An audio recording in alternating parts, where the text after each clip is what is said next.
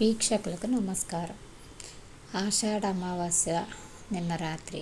ఈరోజు శ్రావణ శుక్రవారం, మొదటి శుక్రవారం, శ్రావణ మాసం పాడ్యమి తిథి.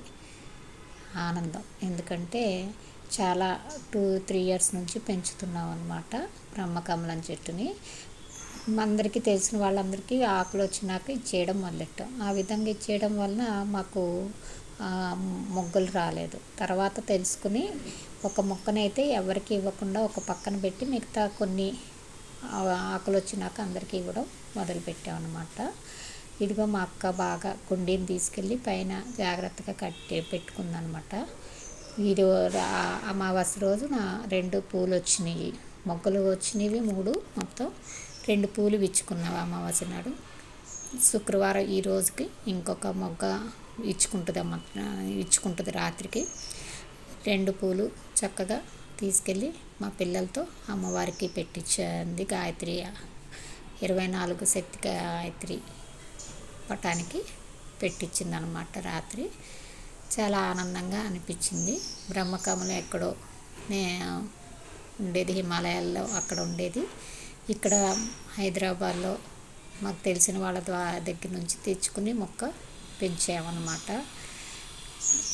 ఒక 5 ఇయర్స్, 2 ఇయర్స్, 5 ఇయర్స్ నుంచి పెంచుతున్నాము. 2 ఇయర్స్ నుంచి జాగ్రత్తగా పెంచుకుంటూ వస్తుంటే ఇదిగో ఇలా ఆకుల్లోంచి నెమ్మదిగా విచ్చుకున్నాయి. ఇది మంచి వాసన ఉంటుంది అన్నారు. వాసన చూసేసాను, చెట్టుకున్నా కూడా వాసన చూశాను అనమాట. అంత ఎక్కువగా రాలేదు, అంటే ఇంకా అప్పటికి విచ్చుకోలేదు. బాగా విచ్చుకుంటే ఏమొచ్చేదేమో తెలియదు, కానీ చాలా ఆనందం అనిపించింది. అందులోనూ అమావాస్య నాడు తర్వాత శుక్రవారం, తెల్లారితే శుక్రవారం మళ్ళీ ఈరోజు కూడా ఒక పువ్వు వస్తుంది కాబట్టి మీ అందరికీ కూడా ఈ పువ్వుని షేర్ చేయాలన్న ఉద్దేశంతో ఈ వీడియో చేస్తున్నాను. వీడియో నచ్చితే తప్పకుండా లైక్ చేయండి, షేర్ చేయండి, ఫాలో అవ్వండి, సబ్స్క్రైబ్ చేయండి.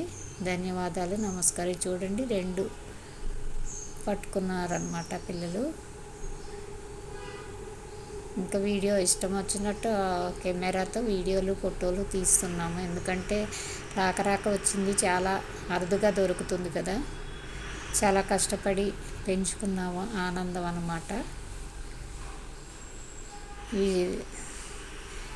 వీడియో నచ్చితే తప్పకుండా లైక్ చేయండి, షేర్ చేయండి, ఫాలో అవ్వండి, సబ్స్క్రైబ్ చేయండి. ధన్యవాదాలు, నమస్కారం.